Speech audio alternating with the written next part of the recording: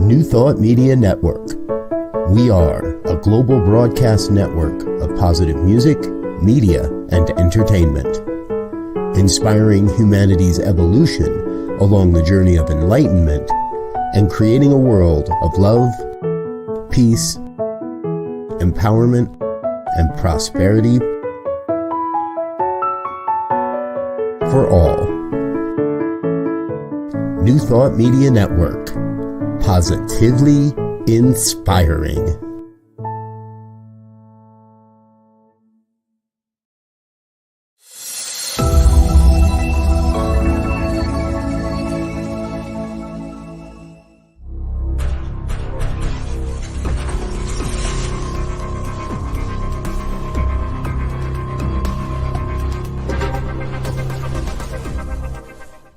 New Thought Media Network.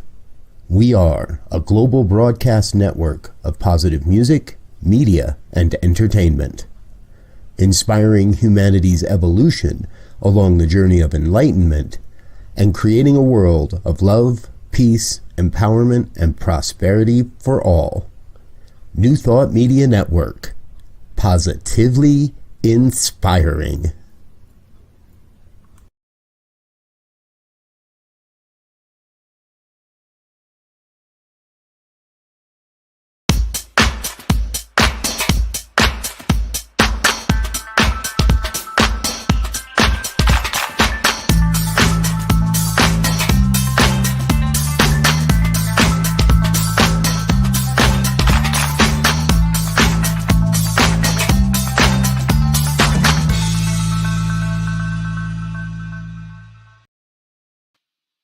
Why, hello.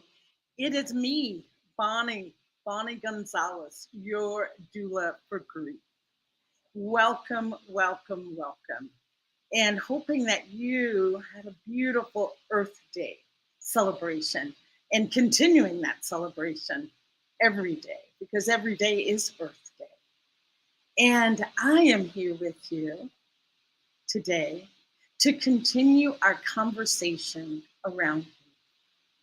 Yes, to continue to hear grief, continue to validate grief, continue to give each other permission to grieve and support each other as we do that.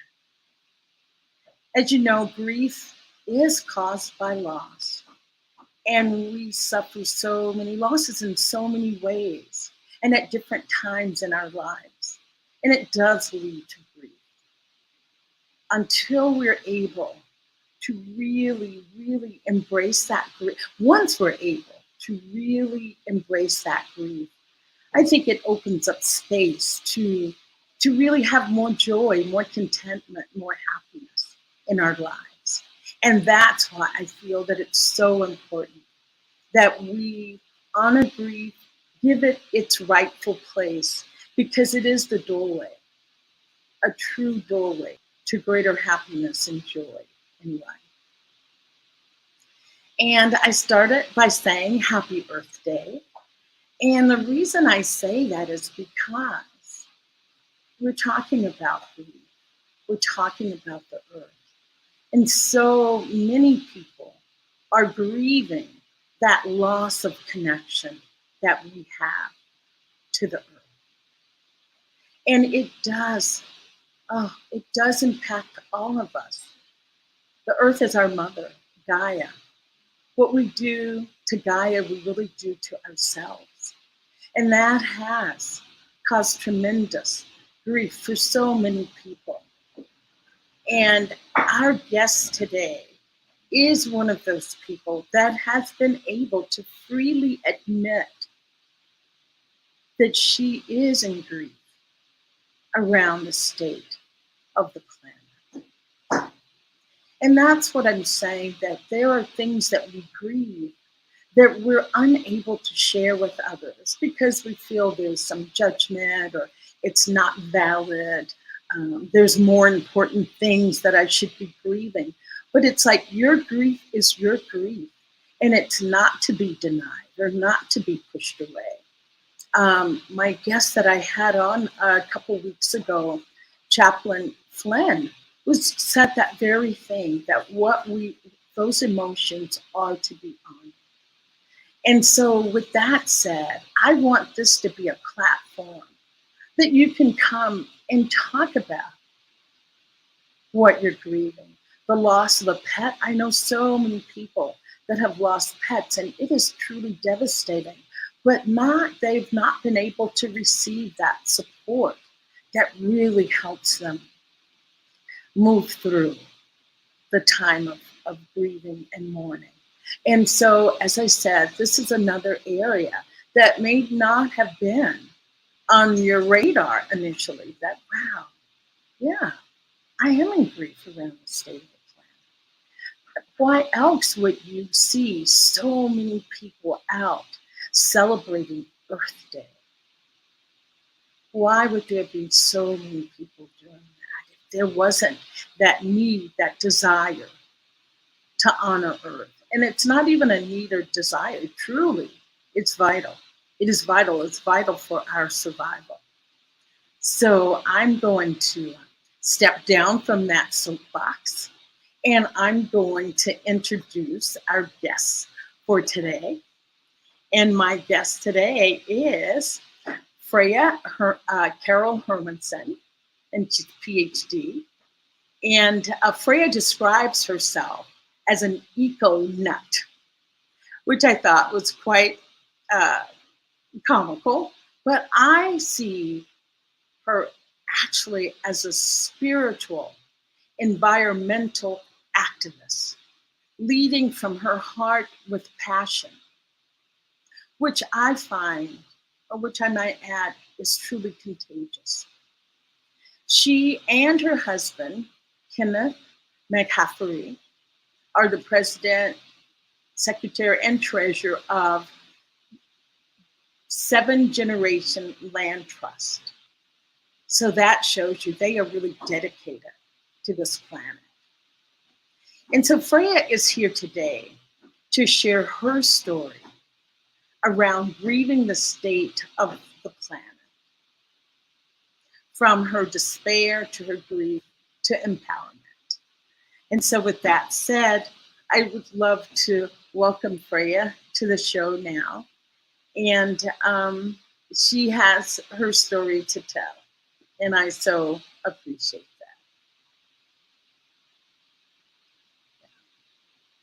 that.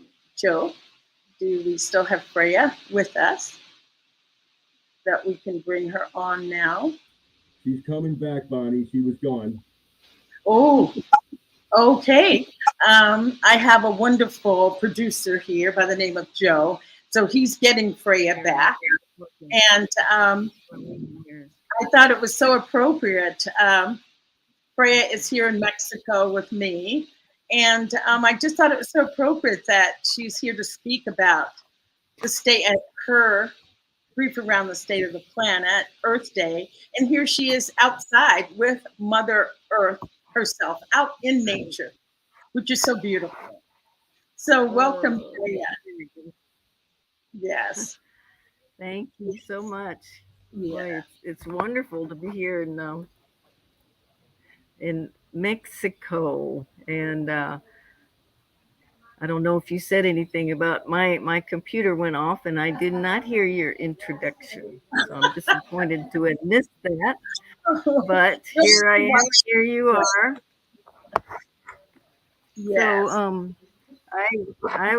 I was disappointed to miss Earth Day back in Berkeley, because we always a lot of things going on at CSL, and but I was thrilled to see that the local people here had a 3-day Earth Day celebration with speakers, and I was just so happy to go and meet people that were involved in the environment here, and so I've got some new friends down here that are on a similar path. Yeah. I think Earth Day really, truly is being celebrated all over the globe. So this area, as most people know, is a large expat community. So bringing a lot of that U.S. and Canada influence around the celebrations. And I think they did a great job. I think it was 2 days or 3 days of celebrations, not just a little, but they did it big. So yes, I will let you continue. And they added in indigenous peoples, which was exciting to me. There was a whole, like almost 10 people, indigenous people, that came and did ceremonies that were not on the schedule, but we we were glad to participate with those. Yeah. Greeting the four directions, and Yeah, Mexico being here has quite a diverse culture. I can't even remember how many languages I was told that are spoken here, and dialects, and a lot of the names of things that are a little bit different are from different tribes and different groups. So it's quite the place, rich in culture, rich in history, very rich. And I know, Freya, you said that your computer went out, but I was just saying that you were here today discussing your deep grief over the state of the planet, and that you are going to share your story around moving from despair to grief to empowerment. So that's great, yes. great, great. I Before I launch in, I would like to speak a little bit about grief, just a minute about grief, because I think that when my mother was pregnant with me at 7 months, her father died. So 2 months before I was born, her father died, and her family lived far away, and she could not go to participate with her family, who she was very close with. And I think that affected me. I think Yes. in the womb, I think I felt that, and I think it kind of set me up for, oh, this is what life is, kind of, because I think it's in the background of who Yes. I am, to be living with grief. And Um, I'm glad that you bring that up, Freya. That is becoming a true, um, provable scientific phenomenon. I remember, I think it's Ayala Van Zandt just put it, that those were the juices that you were marinated in as an embryo. So how could it not affect you? And also, that's discussed in grandma's hands or grandmother's hands. But yes, I appreciate you bringing that up, and maybe that's a topic for another show. Freya, thank you. oh yeah, Yes. yes. Yeah. And I think when I was born, I have this story, but who knows if it's just a story, that I was just very connected when I was born with nature, but with everything. You're connected with your mother and whatever's there, and nature is there. And um, my first 2 months after I was born, my family went to New Hampshire and stayed first on a farm and then in a cabin in the woods for the next 12 years in the summer. Oh. And that's where I came to love nature. It was uh, it was just being outdoors every day, and that was my favorite time of year. It was the best part of my childhood way back, and I just never lost that. My mother, being from a farm in DeKalb, Illinois, she grew up on a farm, and so she was in touch with nature. Her just the way she was just wanting to live naturally, and she was always teaching me, natural ways to live. And in fact, she even convinced me that I didn't like chocolate because it had so much sugar in it. And I guess turned up my nose to it or something. It just didn't seem. And now I love chocolate because I get when I ate organic sugar-free chocolate, I was in love with it. So there's something in me that just is built in a way to connect with nature at its most natural. And then I as I looked at adults, I thought, wow, their behavior did not make sense to me because there was a total disregard, it felt like to me, of plants and animals, and there's just no consideration that they they were worth anything or valued, and I just could not understand that. And but then when I became a young adult and I started meeting people. It was the flower child age Yeah. in the late 60s, early 70s, and I started meeting people that were wanting to care for the earth. And the first Earth Day happened in 1970, but it was still a small group, and I didn't feel like my viewpoint. I felt like kind of an outsider, but I know many people feel like outsider in our culture for all of their own reasons. Yeah, But for different reasons, yes. and I didn't know anything. I had turned off my feelings in my family to survive for whatever reason. They were kind, loving people, but for um, I don't know why. So I did. I turned off my emotions, and so I didn't feel grief then. I didn't feel anything. And I remember um, I was in my early 30s when I first felt anger. And Yeah. instead of that, before that, I just withdrew. I Mhm. withdrew into myself. I said, "Oh, people, I don't need people. I just want my kitty cat, you know, or whatever, to be outside." And I didn't just withdraw. I made everybody wrong. I Mm. just thought the whole species was just not right. It was just wrong. And it took me a long time. It's taken me a long time to grow through that. And it's taken spiritual development, especially Yeah. at CSL and New Thought, has brought me back to feeling and Mhm. to actually go through the stages of grief to get to the place where I am today, which is loving the earth. Right.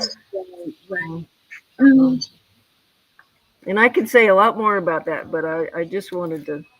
Um, To lay that down. I was going to yeah. ask you, Freya, was there any emotional state that you would put with your grief? Some people have sadness, depression. I know you said you turned off your emotions. So do you have any recollection of what that was like when you said you turned off your emotions? You're asking me what turned off my emotion? What I think? I of course have thought about this a lot, Yes. and I remember I have one specific frame of being 4 years old and thinking who I am doesn't matter. What matters is me doing what I am expected to do. Yeah, exactly. Basically, that's it. Hmm. Hmm. Um, Yeah. I'm Yeah. feeling teary just thinking about that. So I haven't totally worked through that myself. But, um, What I was going to say to that is that there are stages of working through things. We feel that we've worked through it, but as we grow and evolve, we work through it again. And so, therefore, I think it's really important that people even understand with grief that it is not a linear fashion. You just go from those stages, right through, and suddenly you're good. No, it's like a bicycle wheel. It just goes around and around. And where it stops, okay, today it's, stopping on acceptance. Oh, tomorrow it's on anger. And then the second day, more anger. So it's not anything linear at all that you can say that you can agree. And but I was asking my question. Thank you for being really open there and really sharing that experience and what I was asking during that period that you said you shut off your emotions. And I was then asking, what were you experiencing? And if you can what was I experiencing, you said? During that time of this deciding not to feel, what were you experiencing? Can you share that with others? I've always been rather anxious, so I'm sure it just became fear. Can I do what's expected of me? Because and I have to be ready. I have to always be ready, and yeah, there was a lot. It's just been a lot of fear, and I'm so glad to be discovering, through classes at CSL and other, Emerson and a lot of spiritual work, a whole lot of spiritual work. That that I have for me, this is how it looks. I have a direct connection, and let's not even use the word connection. I am with let's just say that I am direct. I'm at one with God, and he God. Let's not use he either. God, as it arrives here, means that I am meant to be my full and whole self in the world. Be my whole and full self. Let's just start with that. And then lately, I've been learning to root that in the ground, and I realized from my upbringing that I was told, don't worship the earth, don't worship. And so now I'm just giving myself the freedom to love the earth, because it's, the creator made the earth. The creator made us and the earth. So we're all one together as creation. And so like you said, there's different stages and levels of going through all these parts of us that are have been hidden, and have these beliefs, like don't love the earth. Yeah, it's like no, that belief is not true. Wow, Freya, I remember that. Yes, so clearly. I was raised Southern Baptist, and what is that? Thou shalt have no other God before me. Don't worship any other deity, anything other than the big G word of God. But as we ourselves grow and mature and seek more information, the more we open ourselves to different practices, the more we realize some of that teaching was definitely a misinterpretation of the truth. And with it wasn't big enough for me. It needed to be more inclusive. Yeah. Yes. And for me, Freya, I say I needed to have more gray area.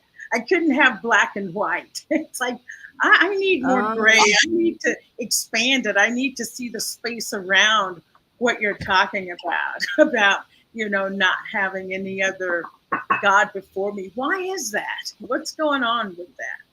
So, yeah. So anyway, I'm sorry I took your way. So please. No. No, that's great. I love that, having that part recognized. Um, so I wanted to say one couple things about. Um, so when I first became an adult, and let's see here, they're but the early '70s, and there I found a book recently here at the Lakeside Lake Chapala Society. That's where I'm sitting right now. They have a library, and I found a book written in 1972, right when I was entering adulthood. And this, the author was a professor, and he had studied biology and nature. And he he was saying back then that there was a crisis, environmental crisis. Mm-hmm. And, and And that's he also 1972. Yes, 1972. 1972. He has this whole book about how. Actually, I have it under my computer. uh, he he said that, and he studied it, and what the conclusion he came up with that I just read a few days ago, and that excites me because it fits in with my spiritual practice and everything. He said that humans, when as soon as they started creating culture is not biological. Oh, It's in the yes. head. We as soon as we started creating culture, we moved up into our head, which was good for cultural evolution. We have beliefs, we have traditions, we have rituals that we teach the next generation, and but um, when the heart, for me, the heart has to be included, the Yes. body and the heart. And as long as we're just up here, we're in trouble. We're not whole people. We say we're whole, perfect, and complete, but in our embodiment, Oh, I think we may have a little bit of an issue with, let's see if she pops back on. Yeah.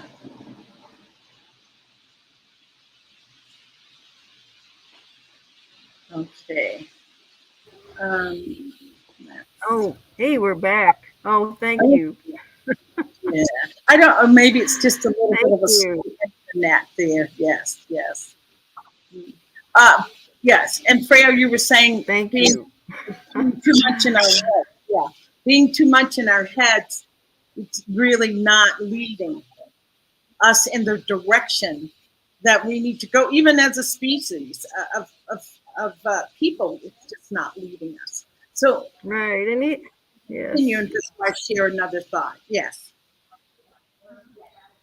Um, even like the yin yang symbol in Chinese Taoism, the yin, the female side, where I consider the love side. Because I mean,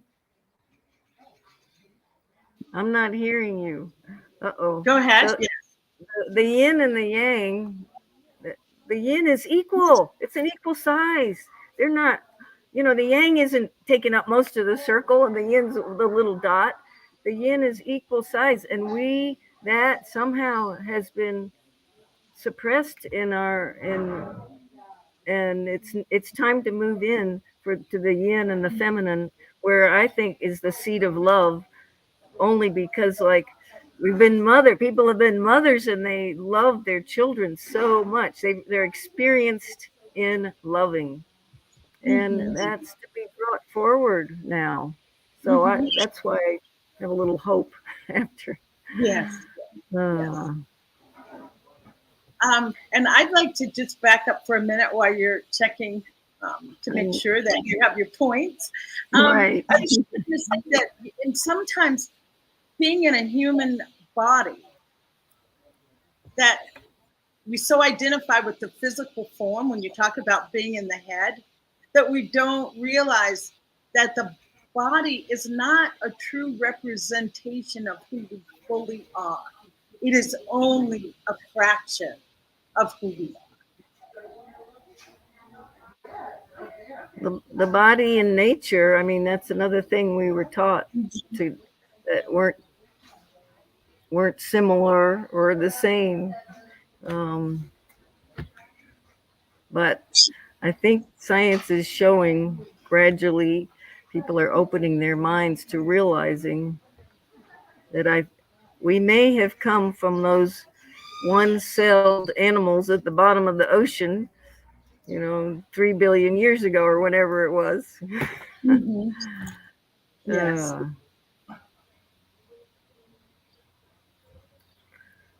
So I'm going to say one more thing about the cycle of getting towards loving the earth and putting that first. And what happened was about 5 years ago, I wasn't still at the angry stage, but I had just come to New Thought, and I read the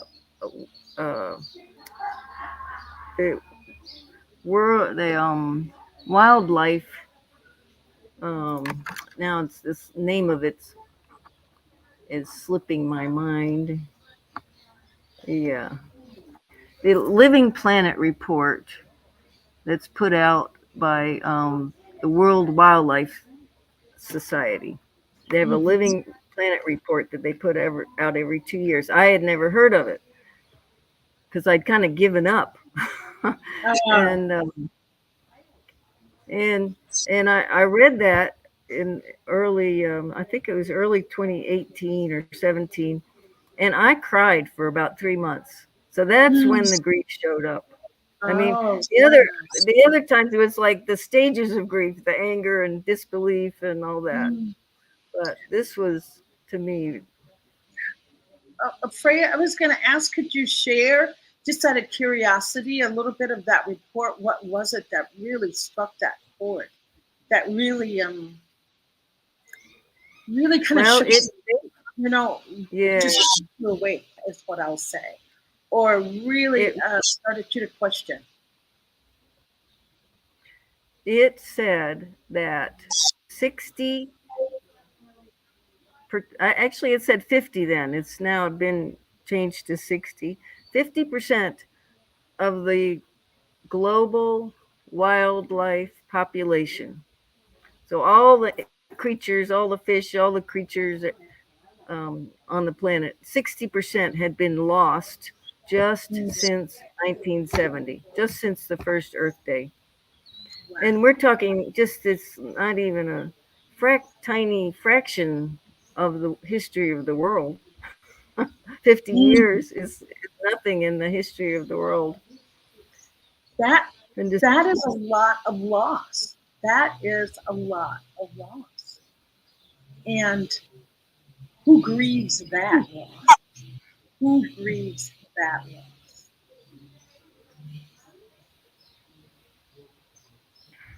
Here I'm getting teary again. I think there's a deeper connection. I think this is just me, and I'll say I'm believing that big loss is felt by all of us. It is felt by all of us. If it's on a subconscious level, because we all are connected. And I feel that I'm moving forward. I hear those numbers and it doesn't affect me, but it does. It really does. It does cause that sense of sadness. We cannot have experienced such a massive loss on the planet and not feel. Thank you for acknowledging that. Thank you. It's this past week during Earth Week, I tuned into something that just came into my email box from Tricycle. It's a Buddhist magazine organization, and they had several speakers.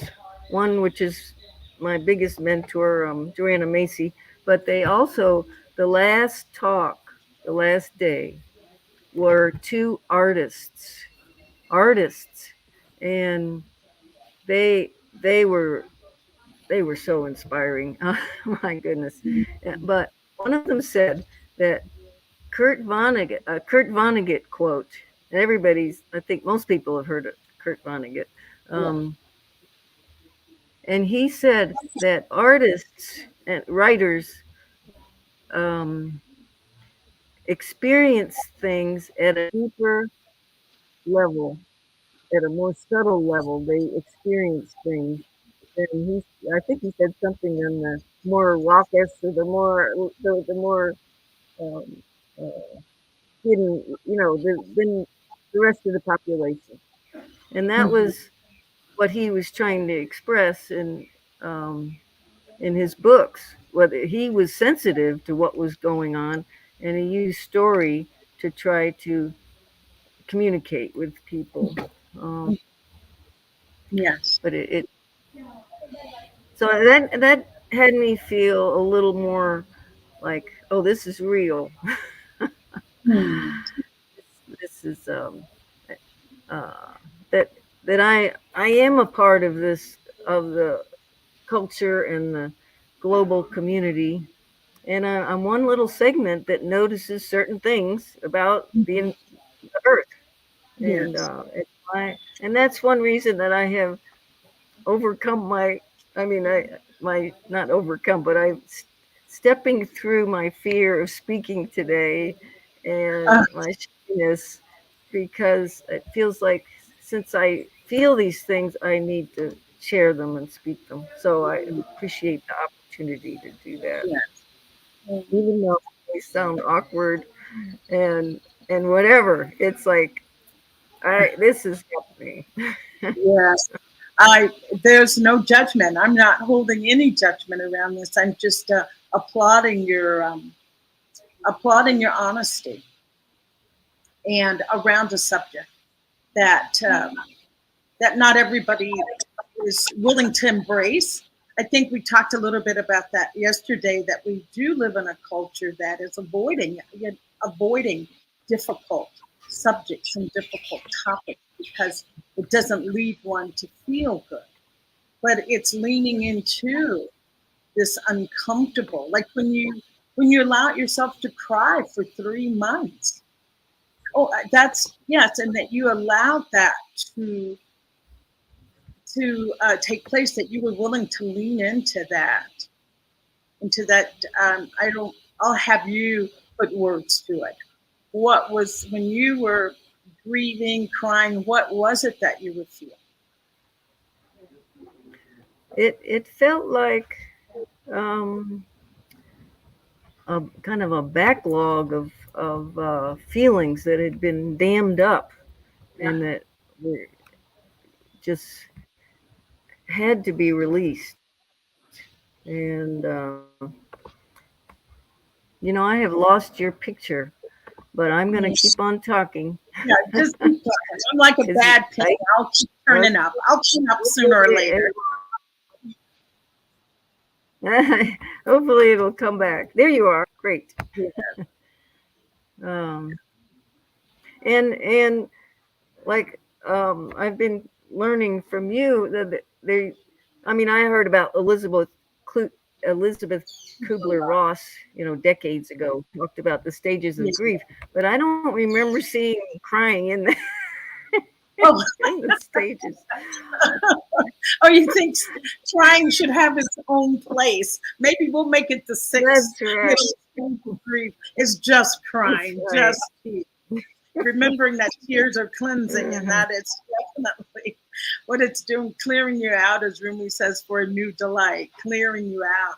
Oh, and I was just going to ask you, Freya, after those 3 months of crying, and I'll just use that term, having the floodgates open and just having this dam of emotion pouring out. What state were you in? Do you remember what was going on for you after that 3 months of tears? I know that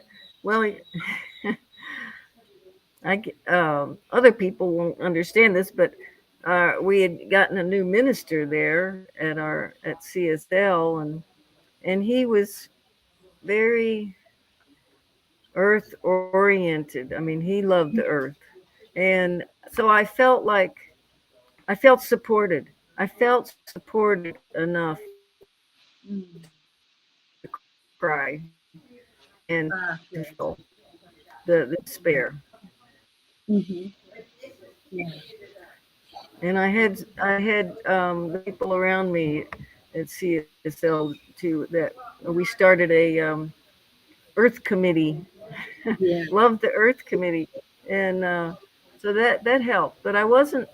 It felt better. Crying always feels better to me than stuffing it, like holding Mm. emotions in. There's no flow. There's flow when emotions are being released, and Mm-hmm. that's what stagnation, they say, is what causes cancer. So I mean, but when you're crying, things are flowing. Mm-hmm. And I was just going to ask you, did you reach out? Did you have support? Did you reach out for some emotional support? Did you have a friend? How did you navigate getting through that? Well, um,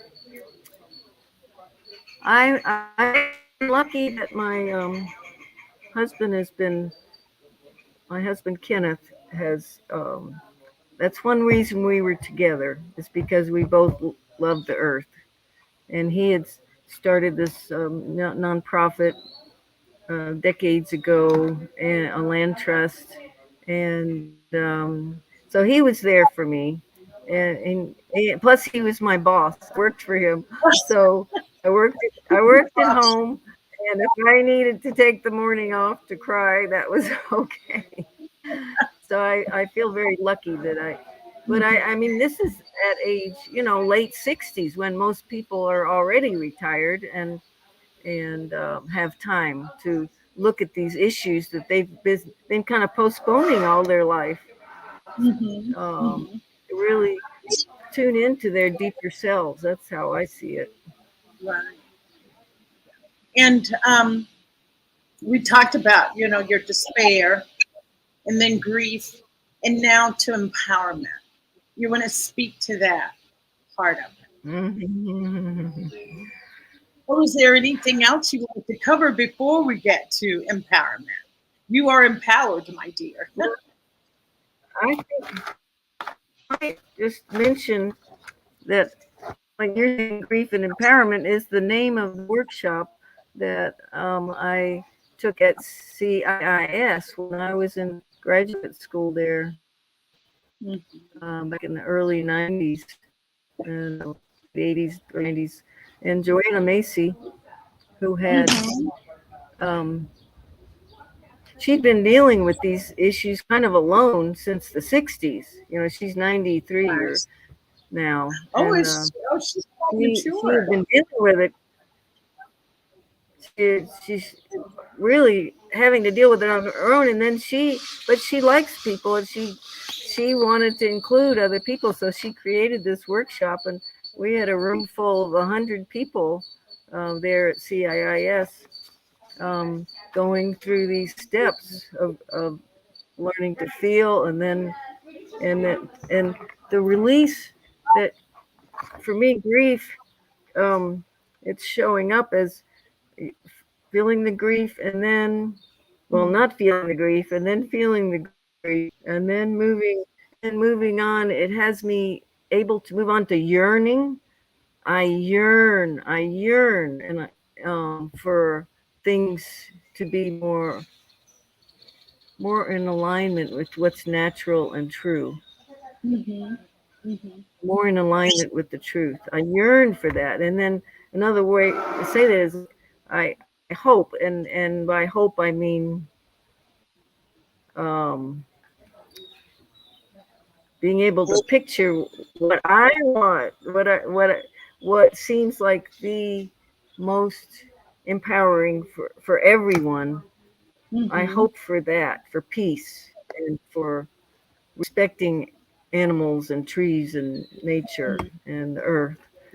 I hope that, and then out of that comes the action and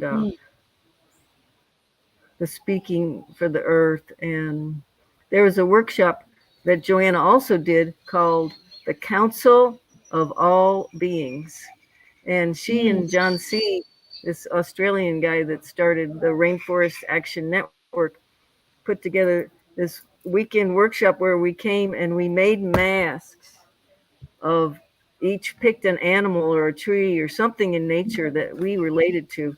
And then in the group, we did the artwork of making those masks.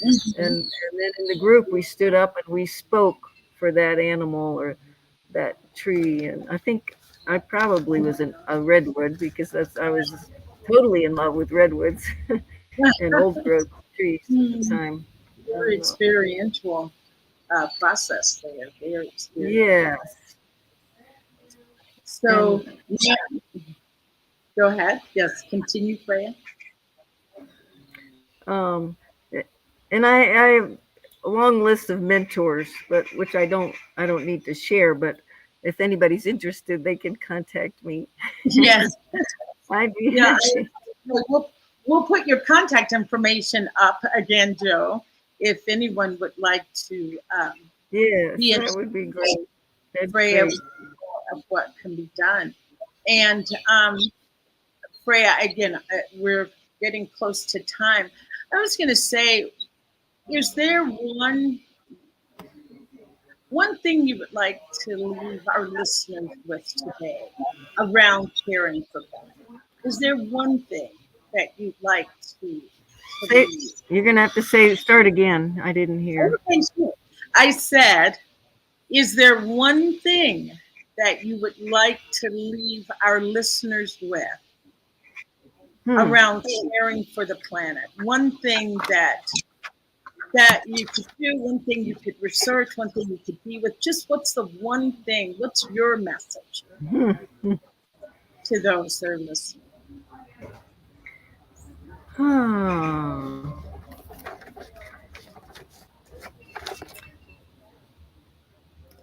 I can't do one thing. I could tell you kind of a package of. Can you do a hybrid? Has a lot to do with inner work. A condensed. I'll make a condensed version of becoming conscious and becoming conscious and aware of every moment, and learning to be in the present moment. And from out of that comes gratitude every day, gratitude, and that leads to loving what's here, rather than like, let's just say loving what's here, just focusing on loving what's here and really being tuned in and putting attention on the good that's here, and communing with nature when we can, and even in our mind, tuning in as a lot of people are meditating these days in the quiet, because in nature it's quiet. It is quiet. If you go beyond the birds singing and beyond it's quiet, and in that quietness is our connection with the Creator, and live from that place. And that, for me, what that became was sustainable lifestyle, and which I'd love to talk more about, but not today. Not today. Oh, Freya, this is wonderful. Thank you so much for sharing from despair to grief to empowerment. And I just want you to know that you do make a difference in the world with what you do. I'll just share a cute story. I have not seen Freya for, I guess, maybe a couple years since pandemic or before, because I've moved away.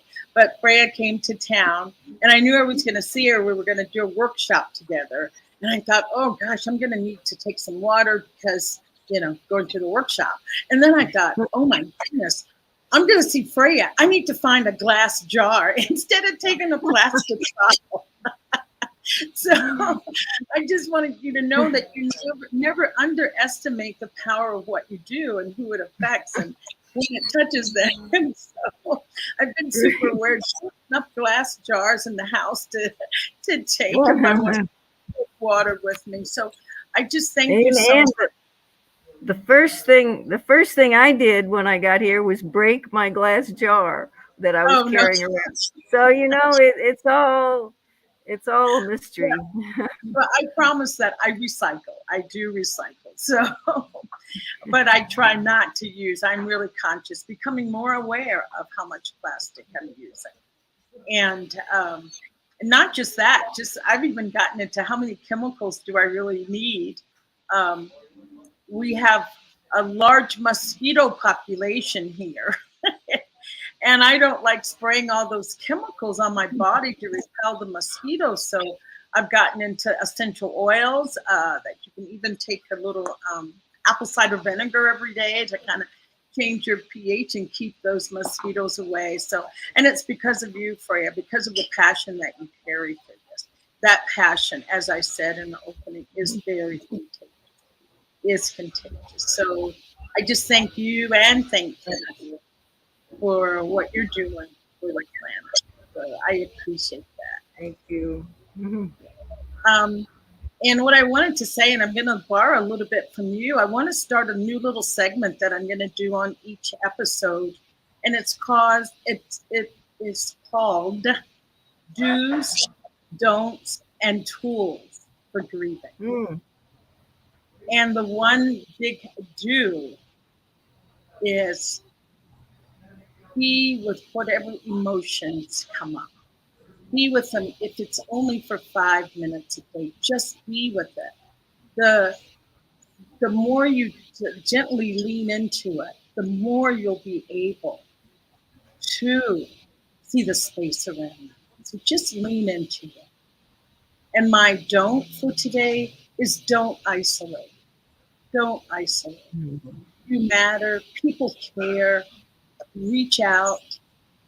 And my tool for today is sit in nature. Isn't it beautiful watching Freya with that beautiful green background? Because nature heals. Nature does heal. When I was in the Bay Area, when I felt really down or just a little bit out of sorts, I would go to the ocean. I always felt that the Yemaya had a message for me, and she was calling me to come to the ocean. So know that nature heals, and Gaia is our mother. So let's continue to speak life into this thing called grief. Let's continue to do that. And again, thanking my beautiful guest, Freya Hermanson. And I know Kenneth is there in the background. So thank you both. So appreciate you. And Joe, do we have Freya's contact information one last time to put up if anybody would like to contact Freya about things that you can do, projects that she's involved in? She has her, Freya, you can remind me the name of the group that you started at Oakland Center for Spiritual Living. Say that again.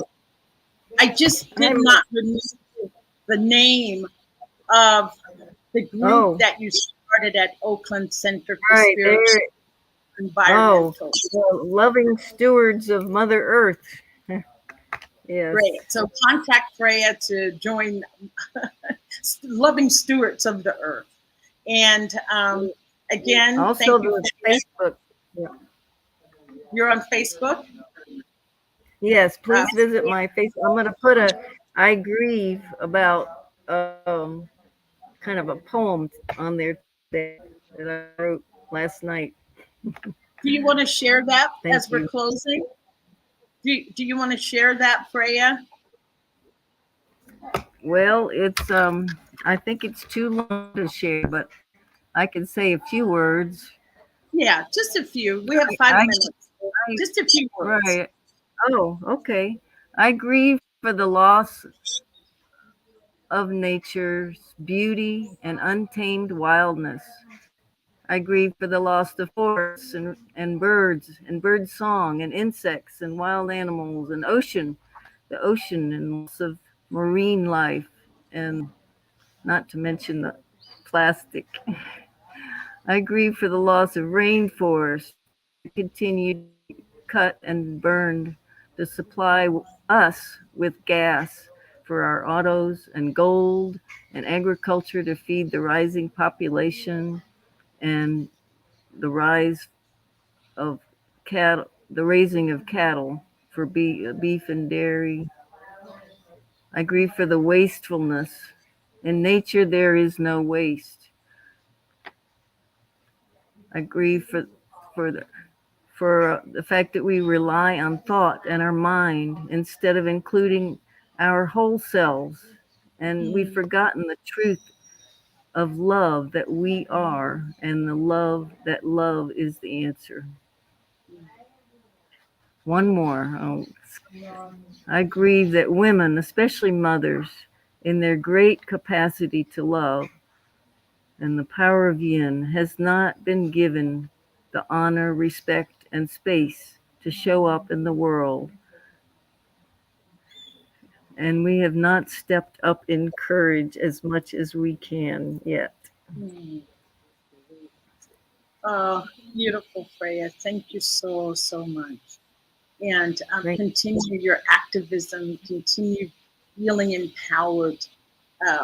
Because as your beautiful poem pointed out, all of the sad things that there are to grieve, knowing that you are doing your part in preventing further destruction. I hope so. And I see that Robin is there. Robin, thank you for being there. I'm just in a little bit of a screen where I don't get to see all the beautiful comments, but I thank everybody for commenting. Robin, thank you.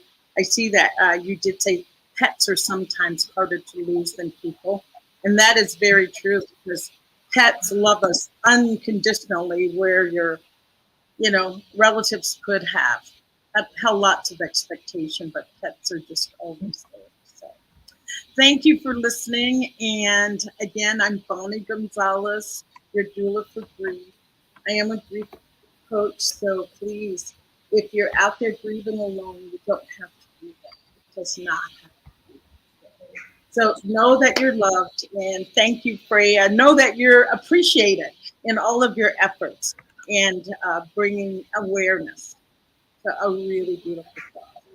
So thank you so much. Thank you. And I'll see everybody next time. So don't forget the do's, the don'ts, and the tools. Yes, thank you. Thank you.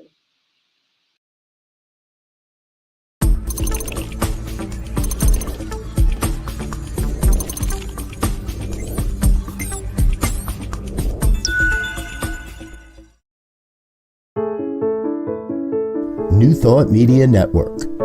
We are a global broadcast network of positive music, media, and entertainment, inspiring humanity's evolution along the journey of enlightenment and creating a world of love, peace, empowerment, and prosperity